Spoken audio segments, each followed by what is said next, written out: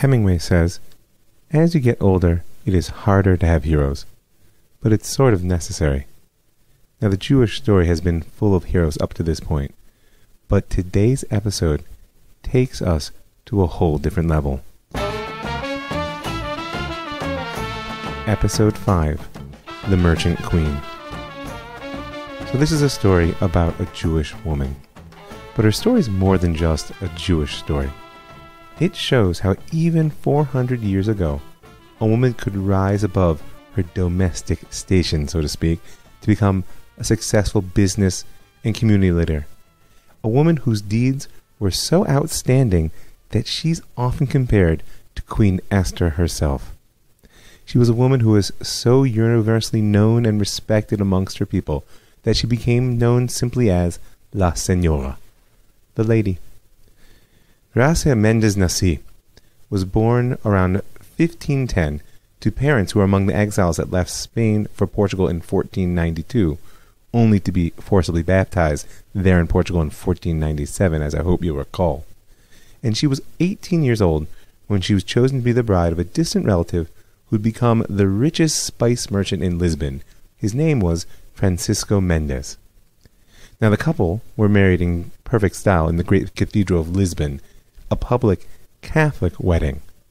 And only afterwards did they celebrate a secret Jewish ceremony complete with the signing of a ketubah, because they were not actually Catholics. They were crypto-Jews, conversos, those who had been forced into their faith.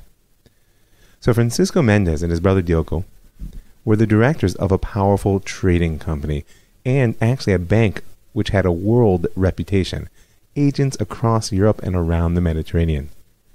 The House of Mendes, as they called it, began as a simple trading company, but following the opening of the sea route to India by the Portuguese, the Mendes brothers quickly became important spice traders, and they also traded in silver. Silver was a critical element needed to pay all those Asians for all these spices that the Europeans were consuming. Actually, it's worth it to pause for a second, because you may not realize that the New World, right, that empire that the Spanish and the Portuguese conquered across the Atlantic after Columbus's failed attempt to find India directly, it supplied at least 75% of the world's total output of gold and silver from 1500 through 1800. The most famous mine, the Potosi mine, founded in 1545, produced itself fabulous wealth. It became actually one of the largest cities in America and in the world, had a population exceeding 200,000 people, although many of them were slave labor. So needless to say, the brothers got in good at a good time at the basement level of an important business. But unfortunately, Francisco died only 8 years after his wedding, and he left half his fortune to Doña Gracia, his wife, and the other half to their baby daughter, Ana. This was quite remarkable and showed that even at such an early age, this competent businessman recognized the skills of his young wife to manage her affairs. Now, of course, the King of Portugal wanted that money for himself, and the baby girl was the easiest means to his ends. So Doña Gracia promptly fled for Antwerp, where the brother Diogo was already based, taking her baby daughter and her sister Brianda and a nephew named Joseph. And in fact, they got out just in time.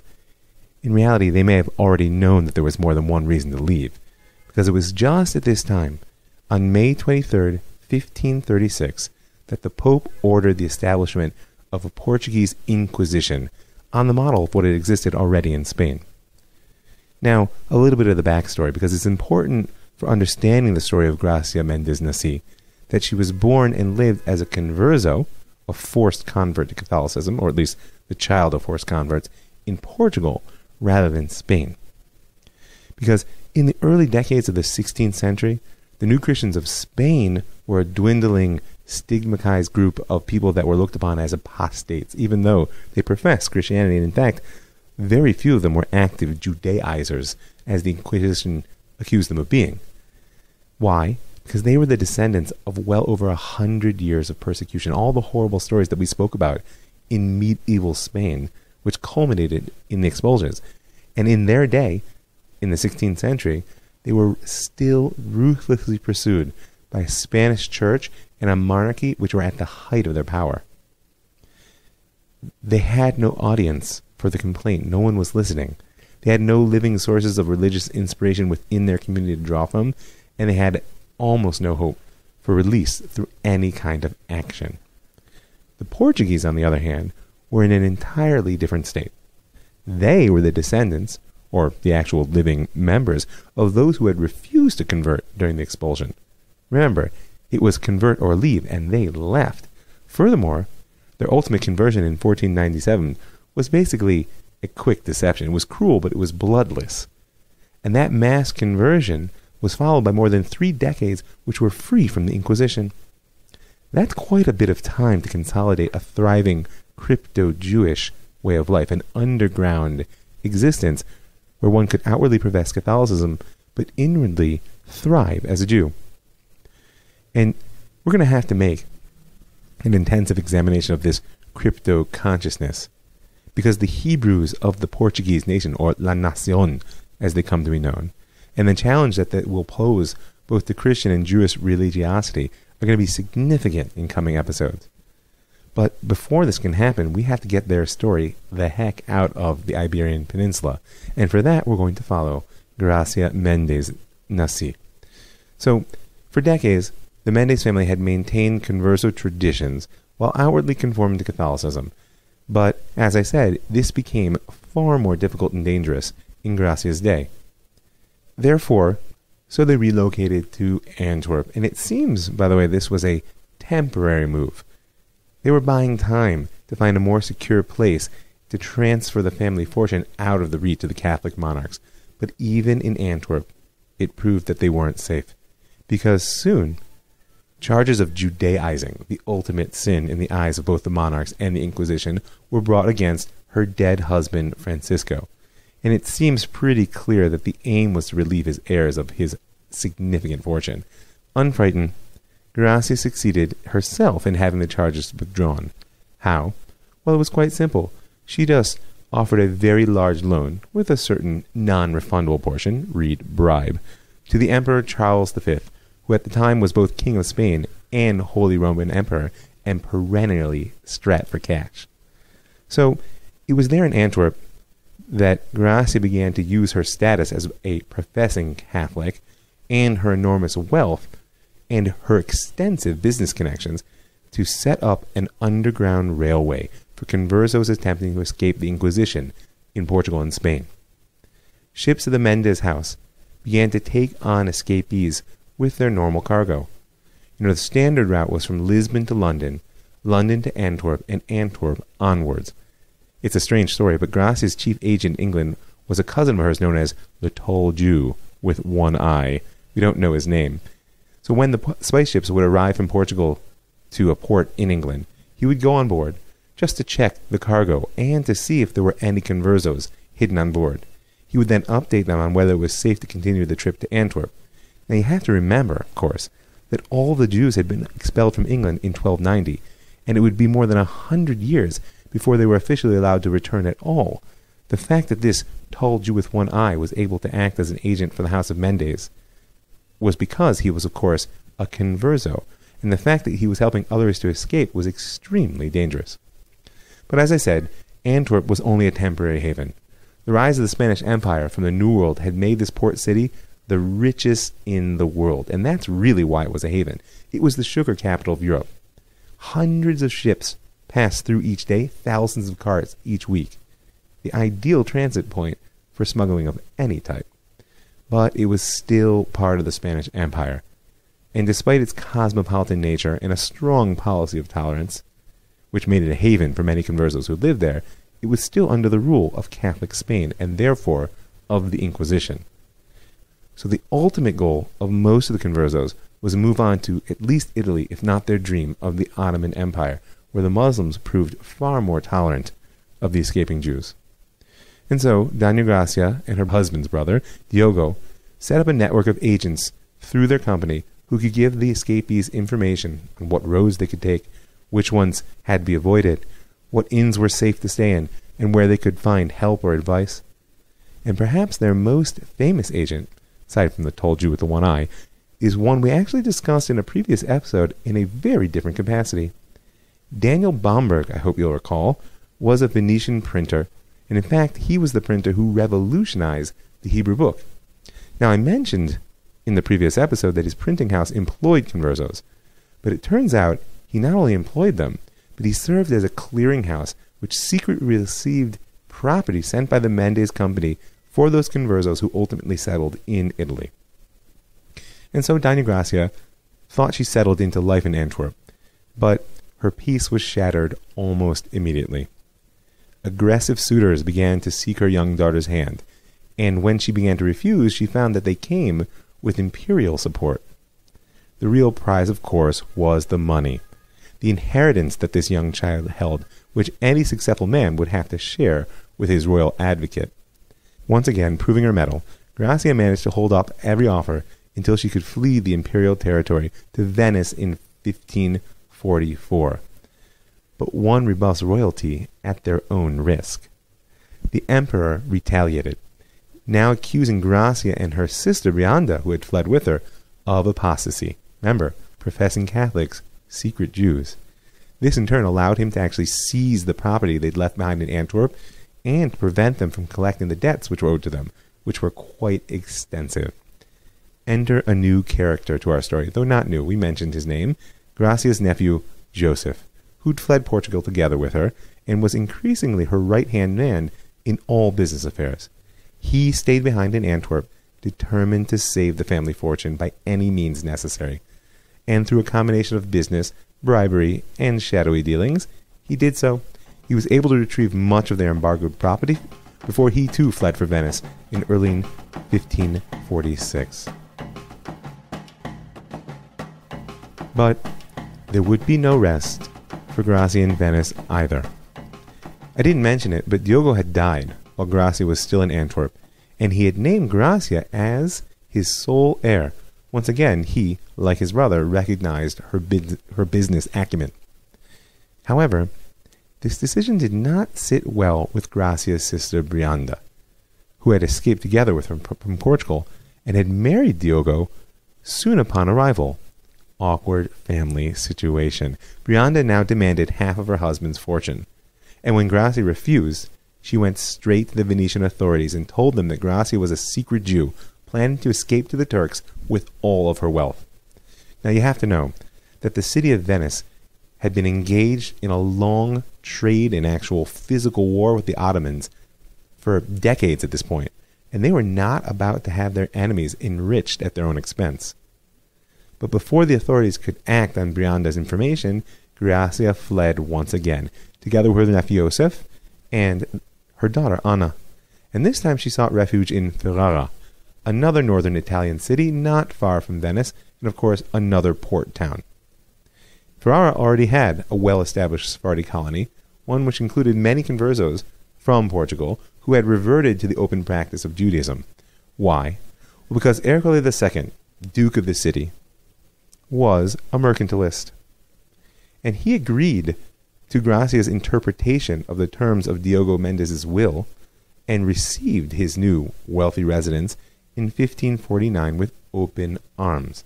He did it because, in the budding mercantilist philosophy of the day, the wealth and trade connections which Gracia Mendes offered far outweighed any concerns over Catholic doctrine or inquisitional pressures. Now, I've used the word twice, so mercantilism probably deserves a definition at this point. It is a system of national agriculture, national industry, national trade, and national fiscal policy. The emphasis, as I hope you heard, is on national, because we are at the beginning stages of the rise of the nation-state.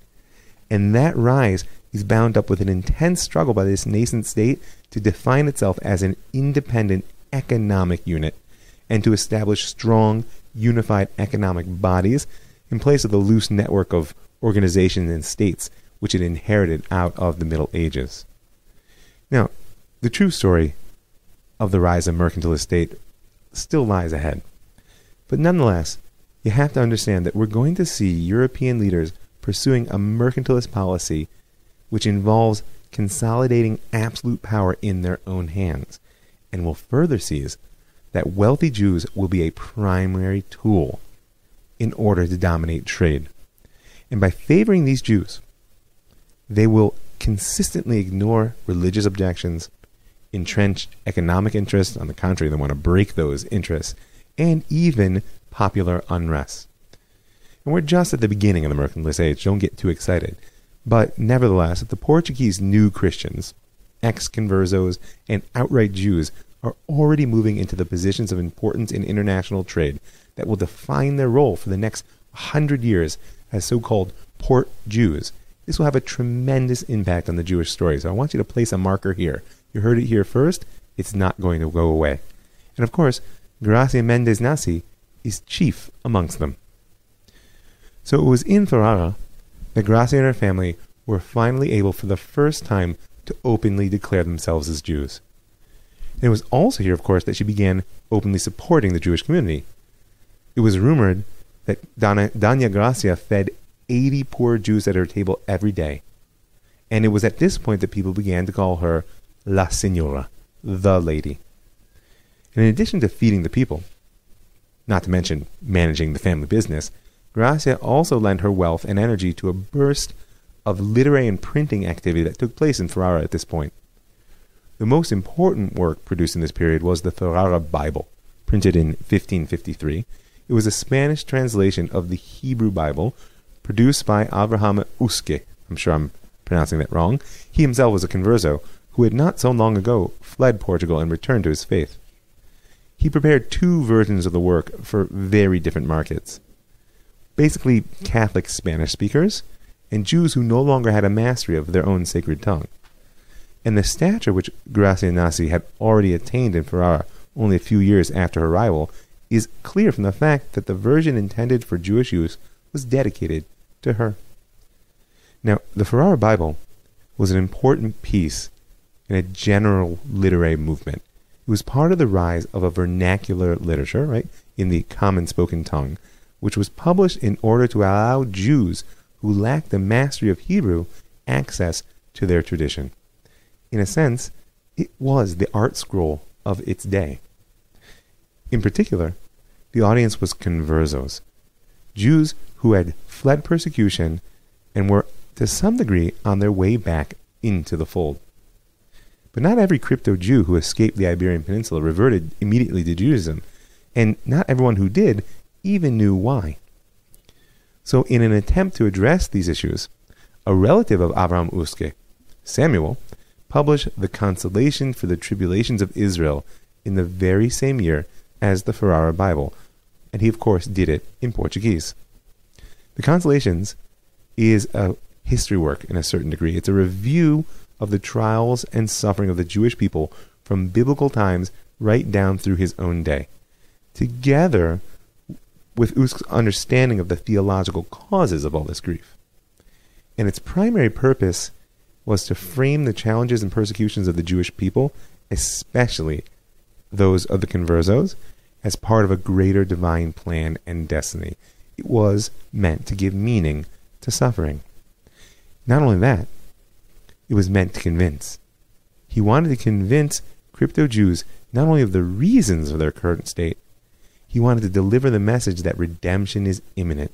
And not only imminent, that in order to achieve it, they must return openly to Judaism. In his vision, the suffering of the conversos in Spain and Portugal was the signal which marked the beginning of the end of Israel's tribulations. Oh, it's a little painful to say it, 400 years later. So, it's a bit of a mystery, by the way, where Samuel Usque acquired his learning. Now, keep in mind, he led life as a secret Jew until he escaped from Portugal. But it is clear that he was a man of significant culture, versed in the Bible and the Apocrypha, the Talmud, the Midrash, even the Rambam shows up. He also seems to have picked up the current strains of Jewish mysticism, which, please God, we'll speak of in the coming episode, in a trip to the land of Israel before he settled in Ferrara. The Consolation even shows a familiarity with classic authors like Plato and Ovid, and while Portuguese was his native tongue, it's clear he understood Hebrew, Spanish, Latin, and even Greek. And this last linguistic element gives the clue that leads many historians to believe he studied for the priesthood while still in his native land, This was not actually an uncommon path for crypto-Jews, and one that we're going to see again in the person of Uriel de Costa. But for Samuel Usk, the situation of the conversos is not an anomaly. It is not a historical aberration. It actually reflects a recurring pattern in Jewish history. He sees assimilation as the primary sin of our people. Whenever Jews adopt the ways of the nations, they experience the same type of punishment in his eyes. The very people and lifestyle they seek to emulate become the source of their oppression. That's a thought that deserves some reflection. Now, there's a longer discussion that we're going to have at some point in coming episodes about the impact of the converso experience on Jewish consciousness as a whole, and it will be far-reaching. It will extend into the Reform movement. It will extend into the Sabbatean movement. It will extend into the birth of secular culture. But for now, the Consolations is a strong voice of a very particular type. Because for Usk, the conversos were the Jews who had sinned, but they were Jews nonetheless. Jews who must return to the God of Israel. And as he writes in his conclusion, "But you shall be called priests of the Lord, and ministers of our God shall be your name. And you shall not be occupied in vile things. Rather you shall eat the wealth of the nations, and you shall delight in their splendor." And speaking of wealth and splendor, of course, the consolation for the tribulations of Israel was also dedicated to Dona Gracia, whose wealth and splendor certainly contributed to its publication. He calls her the heart within the body of our Portuguese nation. And remember that, the nacio, right, the nation, a people unto themselves. He also, by the way, gives us our literary testimony to Gracia's underground railroad activities. There's a long passage in the Consolation which describes her efforts to aid conversos fleeing Portugal, to resettle them in Italy or Ottoman Empire. He even actually describes how she used her network of commercial agents in Portugal and Northern Europe to gather information and transmit funds. Perhaps it wasn't the best idea to out her on that one, but nevertheless. So, though it was in Ferrara that Dona Gracia came into her own as a leader of the Jewish people, it was not until she moved to Istanbul in 1552 that she was truly tested. Ancona is a port city south of Ferrara on the Italian coast. And though it was part of the Papal States, throughout the 16th century, Jews and even new Christians, conversos, crypto-Jews, were permitted to settle there and actually given safety from persecution, until the year Pope Paul IV took power in 1555. Now, a bit of context. As the 16th century progressed, and the Protestant Reformation spread out across Europe, forcing a multipolar Christianity on the continent, and don't forget, it's an explosive situation which we have not touched the depth of until we get to the 30 Years' War in the middle of the 17th century. But as it progresses, the atmosphere in counter-Reformation Italy became increasingly hostile as intolerance for anything or anyone non-Catholic grew. And that's bad news for the Jews. And in fact, the legal status and even the physical state of the Jewish communities of Italy began to deteriorate much earlier in the century. In 1541, the Jews were expelled from Naples, and by 1569, they were expelled from the Papal States altogether. But the real turning point of the status of the Jews in Italy came in 1553, when in the course of a 9-day period, agents of the Inquisition searched out and confiscated every copy of the Talmud in Italy. Every single one. And then, on Rosh Hashanah 5314, that's September 1553, in an act reminiscent of the great tragedy of the Paris book burning of 1242, they were burnt together with countless other Jewish books in the Campo dei Fiori, a plaza in the heart of Rome. The next step came in 1555, with the passage of Pope Paul IV's infamous papal bull, Cum nimis absurdum, and if my Spanish is bad, I'm sure my Latin is worse. The bull actually takes its name from the first words, since it is absurd and utterly inconvenient that the Jews, who through their own fault were condemned by God to eternal slavery, should have any rights whatsoever, and the bull actually revoked all the rights of the Jews within the Papal States. It brought back the funny yellow Jewish hat, or kerchief if you're a woman. It compelled the Jews of Rome to attend conversionary sermons on Shabbat. And, perhaps most significantly, the bull brought into being the ghetto of Rome. It forced the 2,000 Jews of Rome, a community that had been living in the city since before Christianity even existed, into a small portion of the city and locked them in every night. Similar quarters sprang up throughout the Italian cities in the next century, because they were a keystone in the overall policy of this new Counter-Reformation papacy. Why? Because enclosure and segregation would protect the Catholic community from Jewish contamination, and since Jews could now be more easily identified and controlled in a restricted neighborhood, the mass conversionary program of the papacy might be more effective. Now, there's a longer discussion that needs to be had about the ghettos, because it wasn't all bad, and in fact, in many ways, it will serve the purposes of cultural consolidation for the Jews themselves. But for now, as part of this tide of crusading energy, in 1555, the Pope revoked the protected status of the Jews of Ancona. And furthermore, he sent an emissary there with a declaration: baptism or death. And while many Jews succumbed to his pressure, 25 of the conversos refused. They were quickly tried, convicted of heresy, hanged, and their bodies were publicly burned. Now, La Señora, Doña Gracia Mendes Nasi, had not devoted her life and resources to helping her people escape persecution in Portugal and Spain, only to see them executed in Italy. Furthermore, it was personal. 4 of her company's agents were among those arrested. First, she went together with other influential Jews in Istanbul to persuade the Sultan to intervene diplomatically. He was, after all, not someone to be messed with. And indeed, the Sultan sent an envoy with a letter demanding the release of the arrested Jews, whom he claimed to be under Turkish protection. The Pope, however, refused, agreeing only to turn over their confiscated property. So, having failed at diplomacy, Doña Gracia turned to war, at least economically speaking.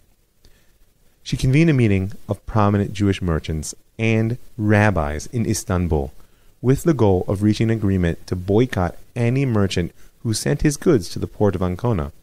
They rather encouraged people to shift their business to nearby Pesaro. Now, unfortunately, the rabbinic leadership was split in their support of Gracia's effort. Though everyone recognized the injustice of what had occurred in Ancona, many of the rabbis feared that a boycott would simply further enrage an already rabid pope. And there was also the more practical question of how the community of Pesaro would actually benefit at the expense of the Jews of Ancona. So, without the backing of their authority, because the rabbis could at least attempt to compel the Jews to listen, the boycott proved short-lived and therefore ineffective. It was nevertheless an unprecedented move. Forget the fact that for a woman who was not of a major royal European house to challenge the Pope was absolutely unheard of. Think about the fact that by using her financial power and communal standing to organize and mobilize a significant portion of the Jewish world, Doña Gracia opened up a horizon for national action which had not been seen in all the long centuries of exile. So, the final chapter of Gracia Mendes Nasi's story takes place in the Ottoman Empire, that haven and refuge for so many of the exiles of Spain and Portugal. As I said, she arrived in Istanbul in the spring of 1553, having long since succeeded in transferring a substantial part of the family fortune to the Ottoman capital, and though she took up residence in the fashionable European quarter of Galata, living in grand style, La Señora remained deeply committed to Jewish life. She once again assumed the role of leadership, dispensing charity, aiding fugitives, supporting scholars, hospitals, synagogues throughout the Ottoman Empire. She actually established both a yeshiva and a synagogue in Istanbul. The first was the yeshiva of the Giveret, which is simply Hebrew for La Señora, the lady, and the synagogue of the Señora. I'm not sure why one was in Hebrew, the other in Spanish. Gracia continued to manage the family's commercial and shipping activities from Istanbul, and she maintained agents who acted on her behalf in every major commercial center of Europe. But politics were never far away. Soon after their arrival, Gracia's nephew, Joseph Nasi, used his vast wealth to enter the service of the Sultan Suleiman I, also known as the Magnificent. He's the one, by the way, if you've ever been to Jerusalem, who built the walls of the old city. And when a power struggle broke out between contenders for the throne, Joseph backed Selim II, and indeed, he went on to become Sultan. Good move, Joseph. And he was richly rewarded for the support, becoming a high-ranking minister in the government and diplomat.